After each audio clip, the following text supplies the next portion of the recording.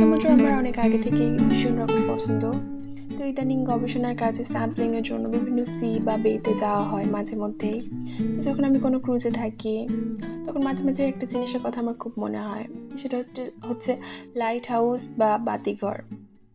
এই জিনিসটা যদিও এখন খুব বেশি দেখা যায় না, তবে এর ইতিহাস আসলে হাজার বছরের পুরনো। এটা মূলত নাবিকদের জন্য পথ প্রদর্শনের উদ্দেশ্যে তৈরি করা হতো।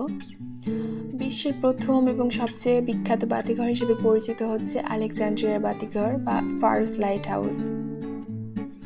এটা মূলত খ্রিস্টপূর্ব ৩য় শতকে, if I am not wrong, মিশরের আলেকজান্দ্রিয়ায় তৈরি করা হয় এবং এটা প্রাচীন বিশ্বের সপ্তম আশ্চর্যের একটা।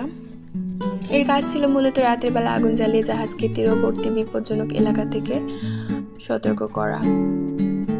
এরপরে মধ্যযুগে এসে রোমান সাম্রাজ্যের পতনের পর বাতিঘর নির্মাণের ধারা কিছুটা স্তিমিত হয়, তবে ইউরোপীয় বন্দরগুলোতে স্থানীয়ভাবে ছোট বাতিঘর তৈরি হতো তখনও। মধ্যযুগে বাতিঘর প্রধানত কাঠ বা পাথরের তৈরি ছিল এবং তাতে আগুন বা তেল জ্বালানো হতো।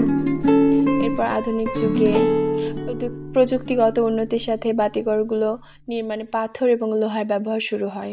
আধুনিক যুগের বাতিঘরগুলোর মধ্যে একটা অন্যতম হচ্ছে ইডস্টোন রক লাইট হাউস।